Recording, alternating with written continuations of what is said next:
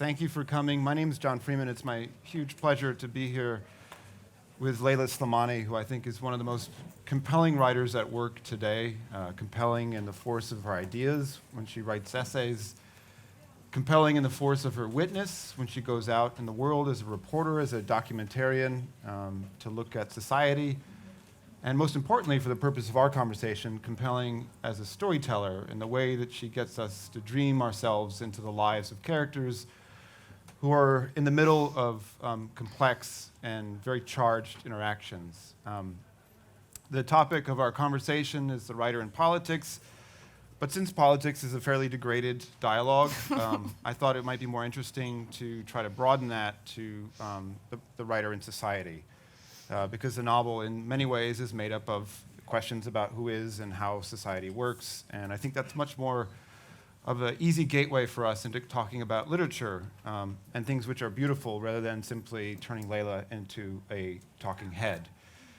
If you don't know anything about Leila, she was born in Rabat in Morocco and grew up there, the daughter of a financier and economist, as well as one of Morocco's first female physicians.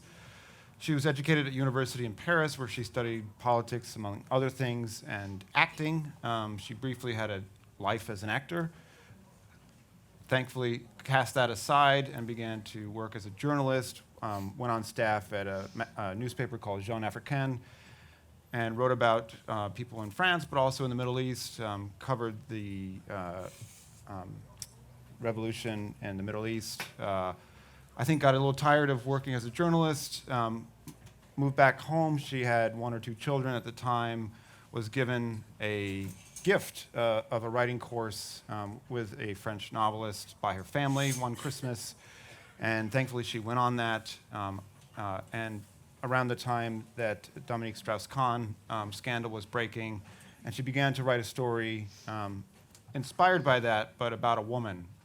This expanded to become her debut novel, Dans le Jardin de l'Ogre, published in English as Adele, an extraordinary book about a woman who is in a state of metaphysical crisis, if you will, who is taking many lovers and living dangerously, but wants to feel something so much that she is ripping her life open.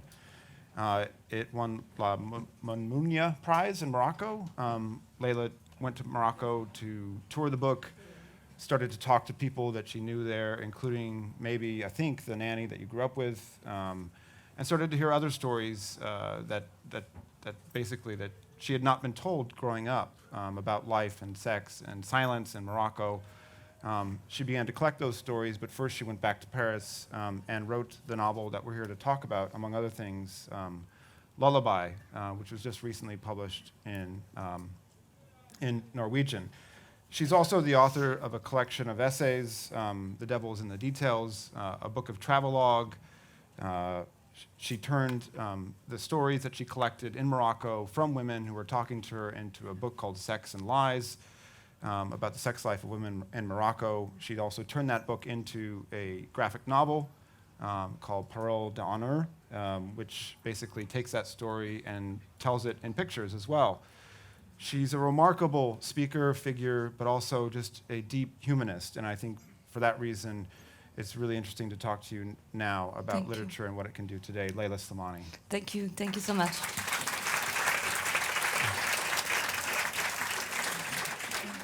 So just to have a tiny bit of a go at our topic, I feel like one thing that often gets mistaken when we talk about politics in the novel is that in writing about society, there's the social novel and there's the documentary novel. And the documentary novel often is driven by politics, but I feel like what you write is a novel about society, but with society there, but somewhat in the background.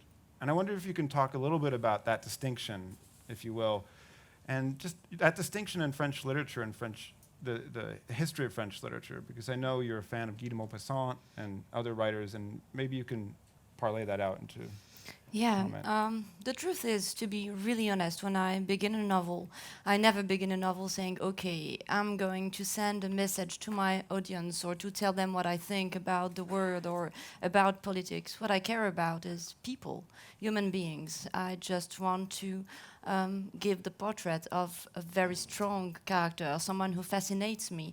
For instance, Adele, this woman who is a sex addict and who doesn't know what she's doing and who tries to understand herself, or Louise, the nanny in Lullaby. So I try to explore the soul of a human being. But when you begin to write, you feel something like an excitement because you can say the truth. You can say what is impossible to say in real life.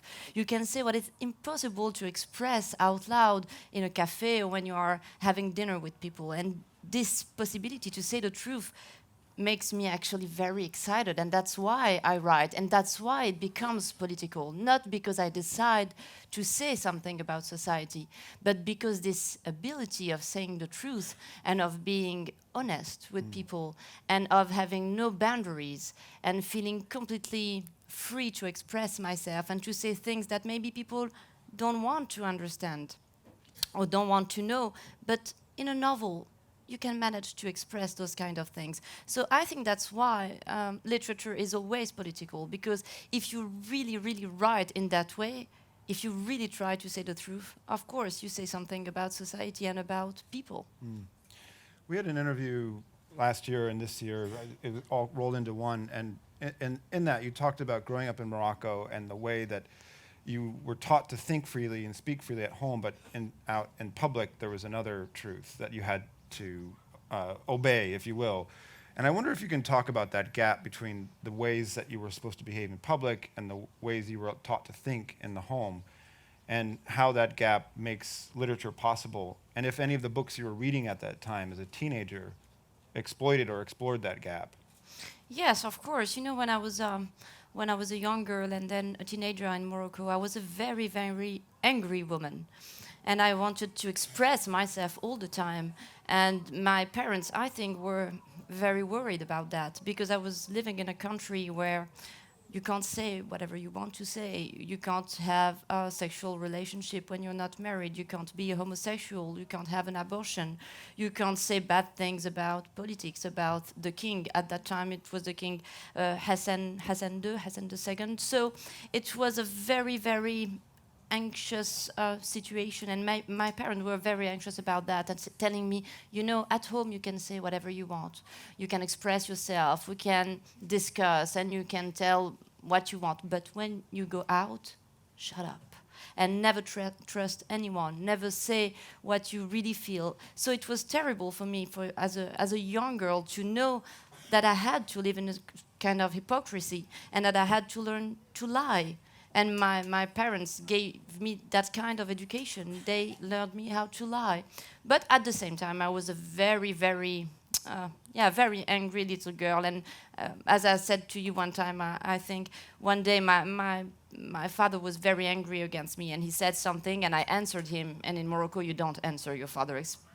And my father was, he was talking like this, and I heard Leila. And he was very angry, and I said no. I responded to him, and he said, you don't answer your father. And I said, it's my mouth, and I say whatever I want. And my mother was like, oh my God, she's going to... And he looked at me and he said, you know what? You're right, and that's a good answer. Never forget that. That's your mouth, and you should say whatever you want. And I was like, really? And I never forget that. And actually then, all my family, they used to call me It's My Mouth. It was my nickname.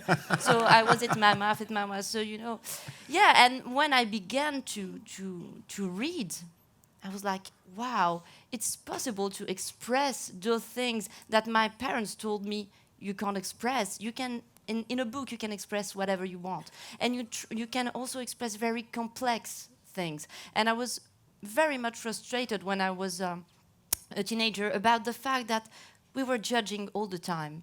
And especially in the kind of society where I was living, a woman is a married woman, a good woman, or a slut. A man is like this or like that. Everyone is a little box. And I had the feeling that literature can save us and give us the opportunity to be someone else than this little person in a box, and to be much more complex, to be looked at as a real human being, as someone who has some kind of dignity. And that's why I try to write, and especially about characters like Adele or like Louise, people who would be so much judged and hated by others in our societies, because I write to save them and to give them the dignity society take from them. You told me that growing up you read The Unbearable Lightness of Being at a kind of key age. And I wonder, because Adele it's a novel in which there's a lot of sex, but it's not necessarily erotic. It's about the body, but not erotic. And Kundera's novel is both, I think. It's about secrets and the body as a contact point between a person and a thinker in the world, but it's also erotic. And I wonder if you can talk about the body as an intermediary between the public sphere and the private sphere, and how, as a young developing writer, it became a passion for you to think about what the body means. For a very long time, I think that I hated the fact that I had a body. I just wanted to be my mouth and nothing else. And I remember that when my mother used to ask me, what do you want to do when you'll get old? I was like, I want to think. And my father was like, oh, it's going to be a mess with this woman who wants to think. And I wanted only to think. And then when I discovered sexuality, it was very violent for me, because for me, in my country, in my education, sexuality was danger. Sexuality was violence. When I discovered sexuality, I discovered that I could be raped. And I think that for the majority of women, when you discover that you can have sex, you discover also that some predators exist and that there is the possibility of rape. So at the same time, sexuality goes with pleasure, but also with danger. And in my situation, in a country where you can't get an abortion, where sexuality is forbidden when you're not married, of course, it was very dangerous. I had to hide, I had to lie. So for me, having a body was like a curse. I didn't like that. And when I began to write, I think I was obsessed by that, by this shame, by this violence, and I wanted to explore how it is to live with this body. And for me, the body is also the loneliness. When you feel something, you're the only one to feel it. When you're ill, you're the only one to know what it is to be ill like that. And when you die, of course, you die alone. And this loneliness of the body that Kundera explores in a very beautiful way in the unbearable lightness of being was something that fascinates me. And my mother was reading this book, and I remember that I was maybe, I don't know, 13 or 14, and I heard my mother speaking about that book, and I was like, I need to read that book. And of course she was hiding it somewhere, and I found it. And it was my first erotic shock in literature.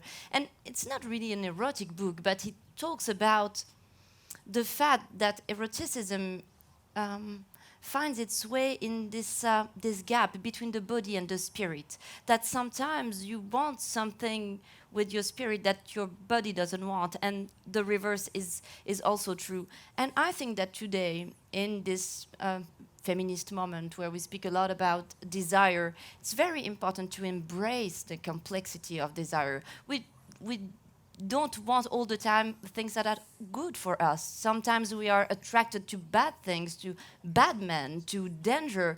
And I think that desire and morality doesn't go together. We don't have to judge what we desire. We desire. And what I want is to explore this mystery. Why do I desire that, even if I know that this thing maybe is going to harm me? And Adele desires things that harm her. When you were talking to people as a journalist, obviously they're telling you if you're good enough or if you have a rapport, they're telling you secrets. But never tell secret to a journalist or to a writer. Never, never, never. But there's a limit to what they can tell, because sometimes they have secrets from themselves, things that they don't even know that they know or understand or are hiding from themselves. But in a novel, a character's secrets can be made apparent through other devices. And I wonder if you can talk about the difference between listening to someone tell you their story and tell you what they think is a secret, and developing a character who might have desires or which could harm them, or secrets that they don't even know they have. You know, when I became a writer, I discovered something really weird and really extraordinary. It's how much reader trust you. And they shouldn't, as I said before, because, of course, a writer is a robber. You just want to take things from what people tell you. You want to use everything for your next novel, for your next short story. Everything is about what I'm going to write after. And yeah, I remember this woman who came to me. I was in Rabat just after the presentation about my first book, and she said, can I sit next to you? And we had a discussion, and she began to tell me secrets, very, very intimate secrets. She told me about her childhood, about her mother, and she said, you know, my mother, when I was going out, all the time she was telling me, don't forget. And I was like, why? She was telling you, don't forget to stay a virgin. And she said that all her life, when she was with a man, she could hear the voice of her mother saying, don't forget to stay a virgin. And so she told me all that. And of course, when I came home, I wrote everything in a notebook, and I was like, I need to do something with that, because I could feel that my position as a writer was giving me the opportunity to help those women to speak up, and for a moment not to feel ashamed. Because I think that's maybe the most wonderful power of literature. For a moment you're not ashamed. You understand someone, you look at someone, even someone who is a monster like Louise, you can look at him as a human being. It's a moment that is very sacred. It's like religious, you know, that you forgive this person, and maybe you can forgive yourself because you discover your own flaws in a novel, you discover your own darkness. And that's why probably people confess to you. There's something really religious in that, I think. People confess to you because they trust you. They think that if you are able to spend hours and hours describing a character and spending time with someone, maybe you can understand their own soul. And concerning the character in my novels, you know, I never want to say everything. For me, what is very important is that the reader is making maybe half of the job. I'm writing the book, but I always want to leave a big space, a big room for my reader, because I think that the reader is very clever, and you don't have to say everything. You have also to leave some spaces, some secrets, some mystery, where the reader can have his own interpretation and can imagine his own thing. And I don't like the idea that the writer is a kind of God who is managing everything, controlling everything. I don't control anything. And sometimes, you know, I have the feeling that I'm not the one who understands the better my character, the best my character. Sometimes my reader tells me things, and I'm like, oh yeah, you're so right, she's exactly like that. But I think that reader is doing an extraordinary job. It's very important to consider that when you're writing.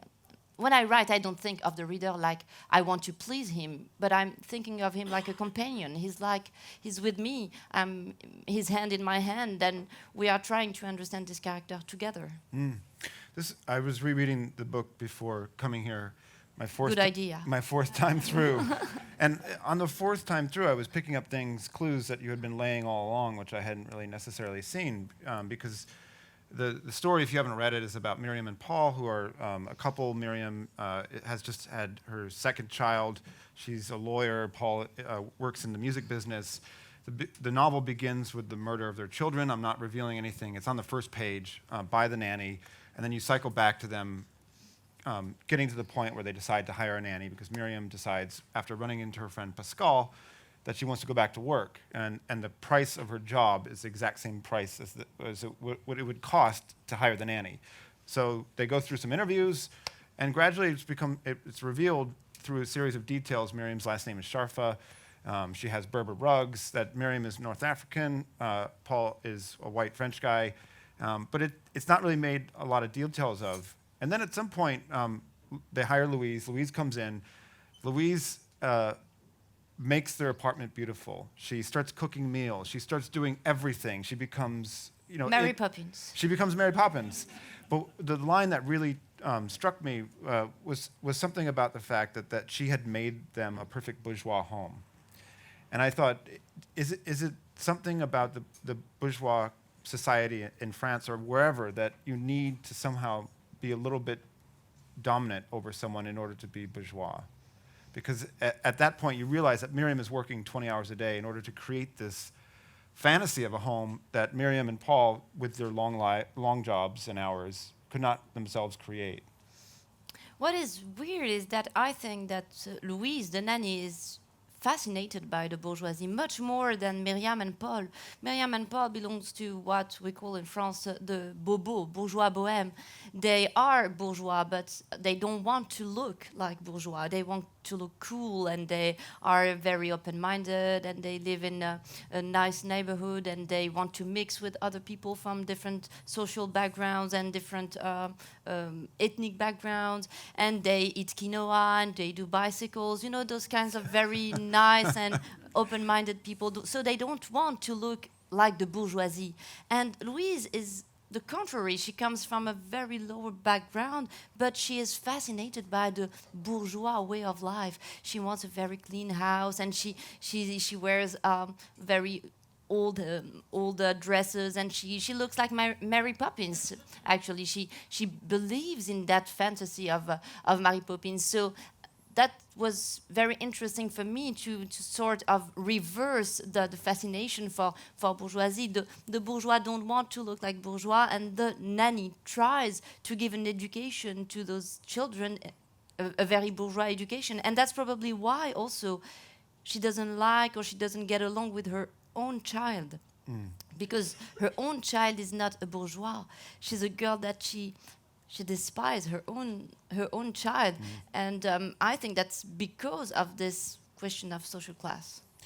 In the novels about the bourgeoisie and French literary history, you have read a lot more of them than I have. Are these kinds of reversals, the one you just described, are they part and parcel? Are they the kind of narrative engine which creates some of the provocative friction with the reader?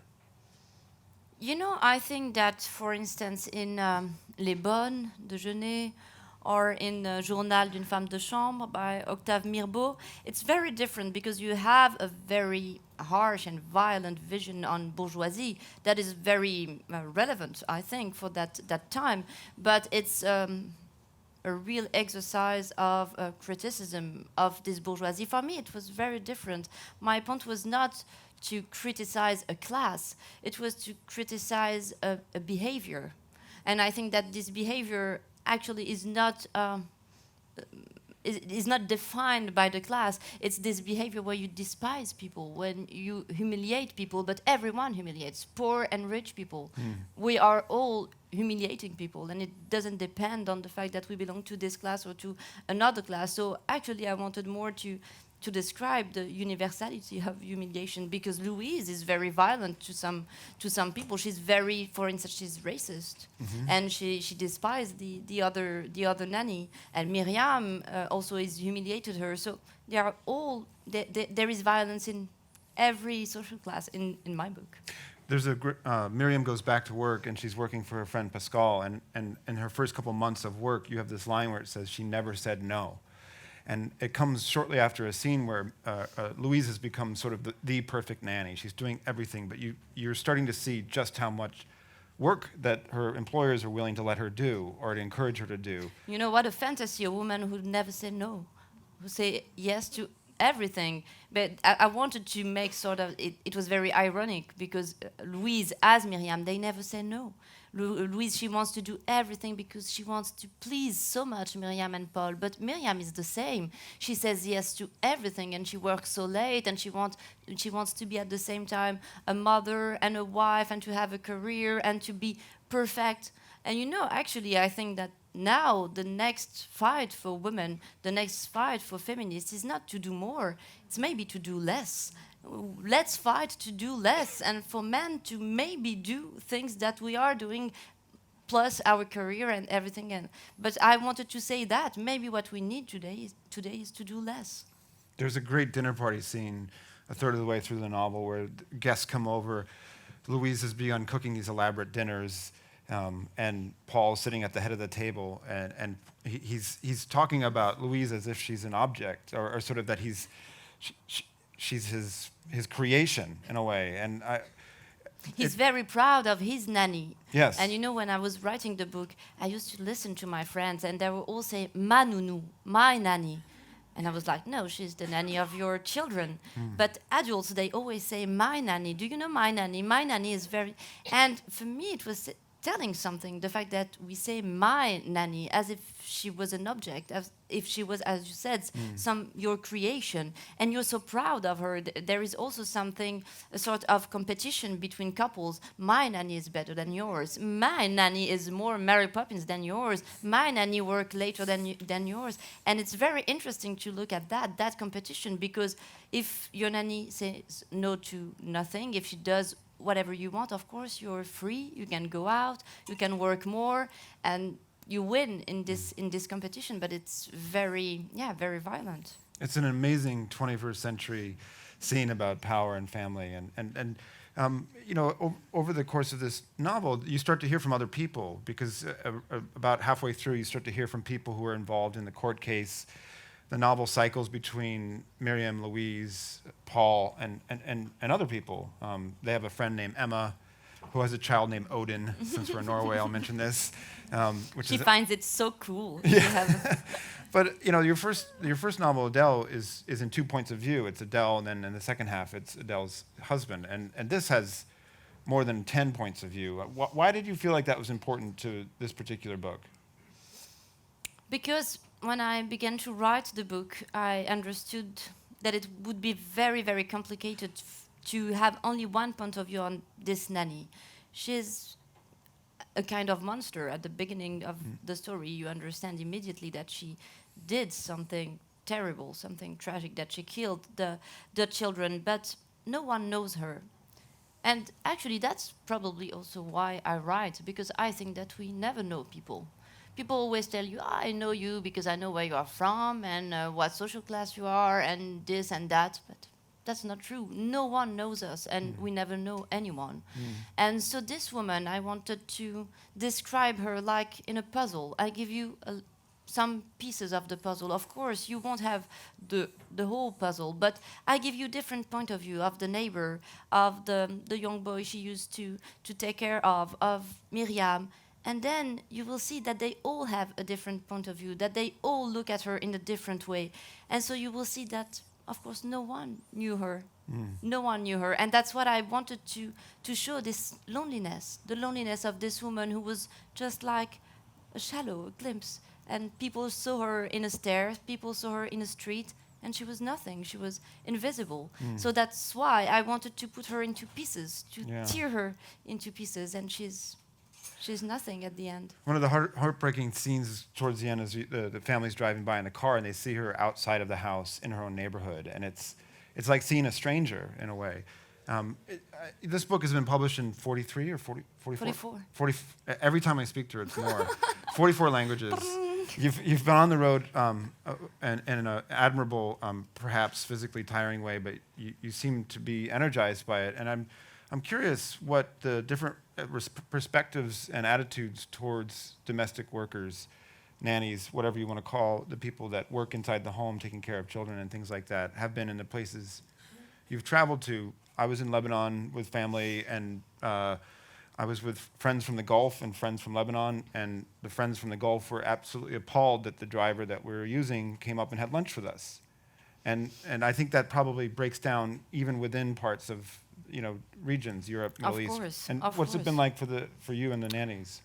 For instance, in countries like Brazil, countries of the third world where there are a lot of inequalities and where people are very used to hire nannies and domestic, it was very funny. I was in Sao Paulo in a very fancy place with fancy people, and a woman came to me and she said, "You are so right. I hate nannies. I hired like 24 nannies. Oh, they are so terrible now." And I was like, no, that's not really the point of my book. But no, she didn't understand. So very often I have this kind of interpretation. But here in Norway or in Sweden or in Denmark, the difference is that people always tell me, but you know, here we have kindergarten, so we don't really need to hire nanny. It's like a world that we don't really know. For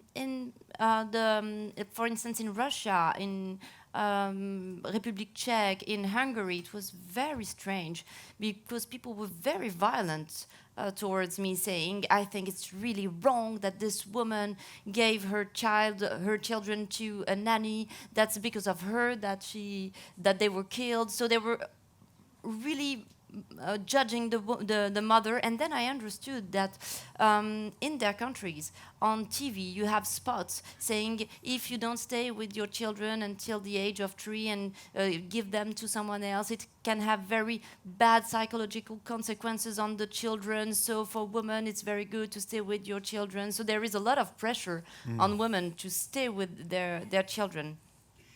And in China, it was very funny because when I came to China just like a week before, a nanny killed 2 children in Beijing in a house, and my publisher said, that's very good for us, so now we're going to do a lot more cities. And I was like, okay, marketing is marketing, baby, let's go. So it was really weird, because now they begin to have nannies. You know, it's the end of the only child, so they have more children, and so they hire nannies, and bad things happen. Someone that we both know told me that you were writing a trilogy. And so who told you that? Claire Massoud. Can you describe how these books form a trilogy, or maybe what's the next one after Lullaby? The next one is about something that is not very politically correct. Is it possible to live with someone and to marry someone and to have children with someone who is completely different from you in terms of race and in terms of social class? I think that today, and me especially, you know, for a very long time I was always saying, oh, that's so wonderful, because in my family we have all religion and all social class, and I feel so rich about that. But it's not true. It's a lie. And the truth is that I never felt that I belonged to anything. I've always felt very lonely. I have no groups. I have no community. I have never had this pleasure or this strength that people have when they belong. And I've never belonged. So I wanted to explore that. Where is the origin of this curse? And maybe the origin of this curse is my grandparents, who were so different. She was white, he was an Arab. She was very tall, he was very small. She was rich and a bourgeoise, he was poor, and their marriage was terribly violent. And my mother suffered a lot of that, and racism from both parts. So I want to explore that, how there is a sort of inheritance of not belonging, a sort of inheritance of loneliness, that when you mix things, then maybe for the next generation it will be more and more impossible to belong, and you will be more and more marginalized. You will always feel like a pariah in some kind of way. I wonder if, when I was talking to you to write this profile for the newspaper, I talked to Kamal Daoud, who's also here, and I imagine some of your loneliness is assuaged by long-distance sympathies with other writers who are maybe like you but different, and in different, you know, are living outside of France but write in French, or living in France but are from other parts of North Africa. Someone mentioned to me in passing that you had a close artistic relationship with Tahar Ben-Jaloun. And I wonder if you can talk about that, because his books are very different from yours in some ways. Like Partir is more about cultural shame and leaving Morocco, but the characters in his book would probably not even pass through your book, except for maybe at the end of Adele. You know, I think that my relationship with my country, with Morocco, is probably the saddest thing in my life. It's like a chagrin d'amour. My mother told me one day, you know, I think that you're very in love with Morocco. You're in love with Morocco like with a man. And you try to seduce him and you try to make him love you, but you have to accept he will never love you like you love him. And it's very hard to accept that, but it's true. They will never like me like I like them. And it's probably the same for France, or they will like me for bad reasons. You know, very often I'm with nice people in France, and it happened one time I was with very nice people, political people, and they were speaking with me, and I was drinking wine and eating a piece of ham, and they were telling me things about veil and saying, oh, you know, you should speak up for Muslim women because we need people like you. And I was like, yeah, you need Arabs like me who drink wine and who eat ham, because you're not afraid of Arabs who drink wine and who eat ham. I'm the Arab you like, of course. And so I know that I'm the Arab that they like, because I correspond exactly to that. So there, here, I'm always alone. But at the same time, when you're always alone, you find your place anywhere. So I don't belong there, but maybe I belong here. So every day I have the opportunity to belong to a new place. Mm. On your travels, have you, picked up any? Have you made acquaintances or fallen in love with any writing that you would not have discovered otherwise? I mean, this is the French kind of tent, this year at this festival. But I assume you've been to many, and you've probably had a kaleidoscopic tour of kind of world literature. And I'm curious if you found any unlikely or likely affinities on that. Yeah, I was very interested in Korean literature, because now you have young female author, very dark and very feminist and very different, very interesting, and I liked that very much. When I was in Japan, it was really weird, because I had a discussion like today, and Japanese authors are so pessimistic. I've never seen that in my whole life. The world is going to be destroyed. There's no point of writing, of having children, of that. So I felt so optimistic when I was there, and the literature in Japan is like terrifying. I discovered Zerouia Shalev. She's an Israeli writer, and I think that she's probably one of the best writer today. She's really wonderful. And I got friend with Laura Kashishki. Do you know her? She's the poet. Yeah, the poet. And novelist. Yeah. I love her very much. And so I met her. Yeah, of course, I met a lot of authors in Brazil. Also, you have a very young man whose name I forgot. Giovanni Martins. He has exactly the same hair as mine. So everyone was always, when I was on my bike, they was like, Giovanni, no, that's Leila, sorry.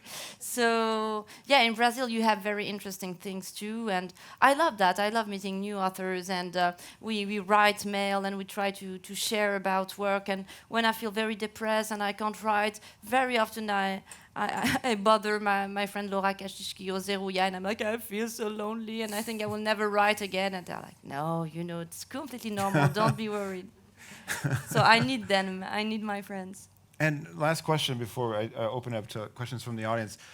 About 18 years ago, it felt like there was very little being published in English from French. There was Houellebecq, and Modiano had stopped being published, and there was very little being translated. And Marie Ndiaye from French into English. And I probably assume it was the same case here. But Marie Ndiaye, yourself, Mélissa Keringal, Edouard Louis. This is suddenly there's not just a generation, because they're all ages. There seems to be a lot of Virginie Despentes, look at that, right on time. Is there something happening in French culture that is projecting, other than sort of, the French embassy, these writers outside of the country? Or do you feel like being in France, there's something that's conducive to literature, or is requiring literature, or is making more people write the kinds of books that leave the country and in translation?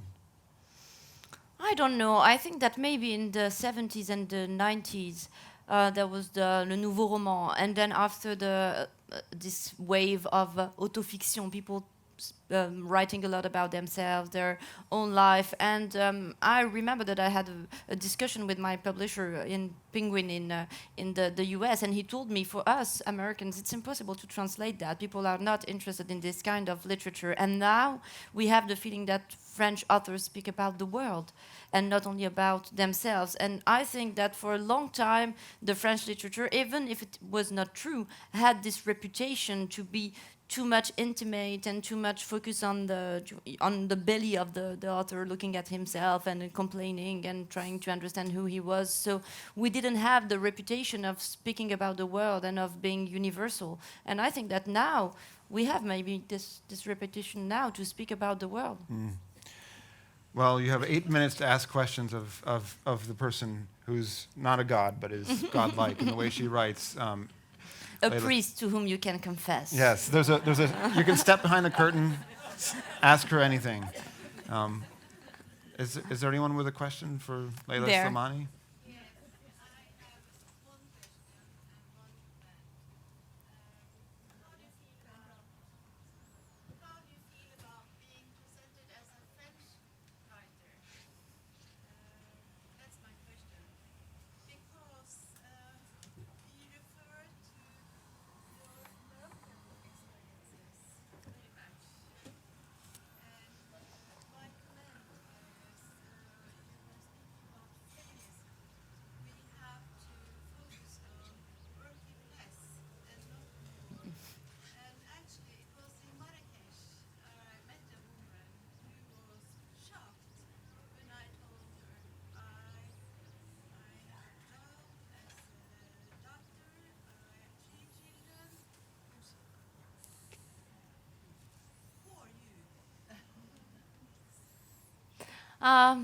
For the question of being a French writer, you know, I let people say whatever they want. Sometimes I'm a Russian writer, sometimes I'm a male, and that's the benefit of being a writer. You know, when I write, I'm alone in my room and I become whoever I want, and sometimes I'm a very old alcoholic man writing bad things, and sometimes I'm just a young woman writing beautiful short stories. So when you're a writer, you can be whoever you want, and that's what I like. Philip Roth used to say, I've never been an American Jew writer, and I think that he was completely true. That's what's wonderful with writing, that you can invent yourself all the time and redefine yourself all the time and embrace also the fact that you are nothing. And I have no identity. I'm not interested in that. I'm not interested in being. To be something for me is not interesting. I'm interested in becoming. I'm interested in doing, but being, I don't know, it doesn't interest me. And what's written on my passport actually doesn't interest me either. But my name, I like my name. That's the only thing that I, that I keep in my passport. And for the rest, yes, about doing less. You know, especially in countries like Maghreb and in the Middle East, we raise girls and we tell them, you have to take care of your brother, you have to take care of your parents, and when you will become a mother, you have to take care of your children and of your husband, and you have always to think about them. You have to be the angel of the house, like Virginia Woolf wrote this wonderful text. And when I say that we have to do less, is I think that we women have to fight for the right to be selfish and to say, you know what, I don't want to do that. And maybe my aim and my goal in my life is not only to take care of people. And sometimes I just need a room of my own, and I just need intimacy. I just need secret. You know, I think that the right of having secret is a fundamental right, very important for women. In Morocco, for instance, only 0.5% of people between the age of 18 and 25 have a place of their own, just a room where you can dream, where you can have secret, where you can read without hearing someone, without having someone looking at you, without having someone, what are you doing, what are you reading, where are you going, where are you coming from? And I think that this right of having secrets, of having intimacy, and of being selfish is very important. And last thing, you know, in Madame Bovary, in Anna Karenine, in all those books where women die at the end in tragic ways, they are all big readers, women who reads, and women who at one point are not doing domestic things, they are reading, they are having secret, they are having intimacy. And I think that they are also punished of that, of this selfishness, because literature gives us that, women, gives us the possibility of being selfish. Thank you. You can clap to that if you want. Thank you. So we have 2 or 3 more minutes. Is there another question for Leila Slimani?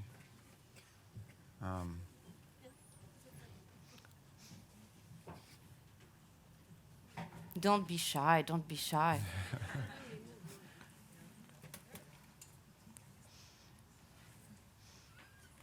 So I can sign. What do you think about women who prefer to not have children?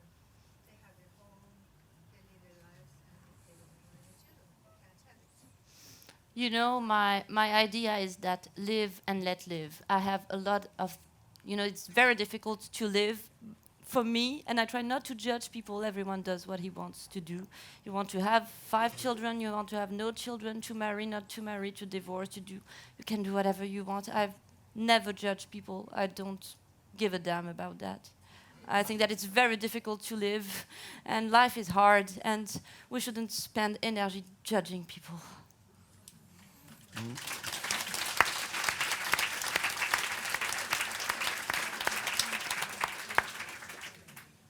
I think at this point, And there's do a one more signing? question. I was in Morocco last year, and we heard a lot about this new queen, Selma. Do you think she could be a role model? He divorced. Ah, sorry. yeah, they got a divorce. Oh, Yeah. they didn't ask me to I said no. No, that's probably why he divorced. He was so sad. Could be a role model in anything because You know, I'm not sure that a queen is the perfect role model for women. I'd rather have another role model for my daughter, more active, more subversive than a queen. she's not a queen anymore because she will be a voice in the No, she doesn't speak a lot. Unfortunately, sorry. There's one final question from Osma. I love your fight for individualism and for thinking your own. And as a contrast, in the world today, the trend towards fundamentalism. In all countries, I just come back from a long stay in the US, where of course land of the free and individualism, but also coming from Norway, the feeling of a very great conformity, like so many rules and so many ways to behave. And I wonder if you can comment on, of course, the fundamentalism we've seen with ISIS and that extreme trend. Can you see something about that attack on, individualism and what you are actually fighting for? Is that, I know it's not solely a political battle, but it's a personal battle. You know what is very frustrating in our countries, in countries like Morocco, Algeria, or other countries, is that we have the feeling sometimes that we are going back in time in terms of certain rights. That today, people always think that in Morocco, women were always veiled or like this. But the first time I saw a woman with a veil, I was 15 maybe, or 16. I've never seen a woman with a veil before in Morocco. And it was just after the war in Algeria and the how do you say, the Ikhwan, les frères musulmans, the brothers Muslim, and women began to wear this kind of veil. And then we got more and more pressure. For instance, during the Ramadan, people who come and smell you to see if you smoke, to see if you ate something. So more and more and more social pressure.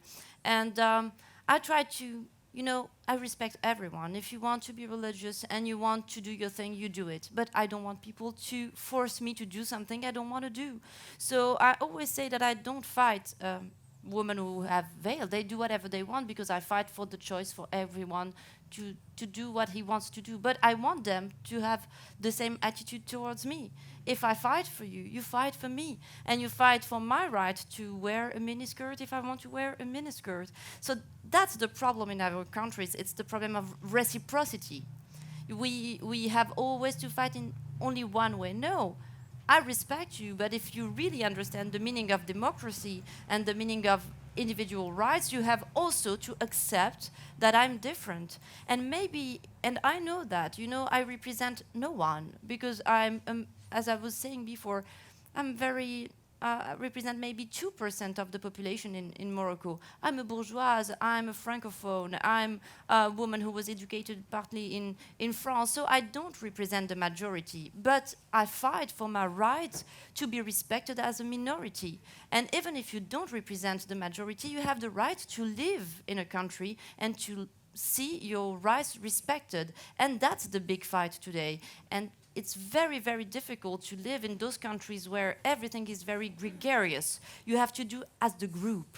The group decides of everything. And there is a very famous sociologist, Moroccan sociologist called Fatima Mernissi.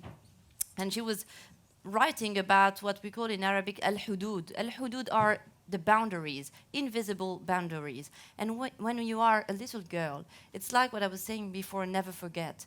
Your mother and your father, they say to you, never cross the boundaries. Because if women cross the boundaries, the world collapses.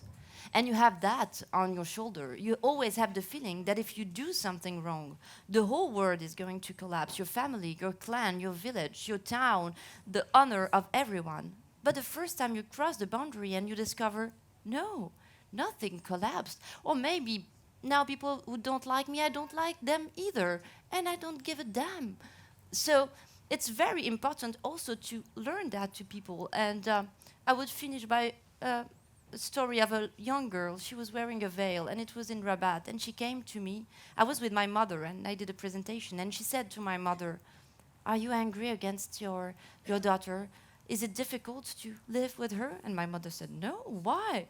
She was like, "But she wrote novel and about sex, and she's saying things, and you're not outraged?" My mother said, no, the world didn't collapse. She said, no, it didn't, because I want to be a writer too, she said, but I'm too afraid, and I don't dare to do it because I know that I will lose my family, that I will lose my reputation in my neighborhood, I will lose everything, so is it worth it? And I said to her, yeah, if you accept to be alone, it's worth it.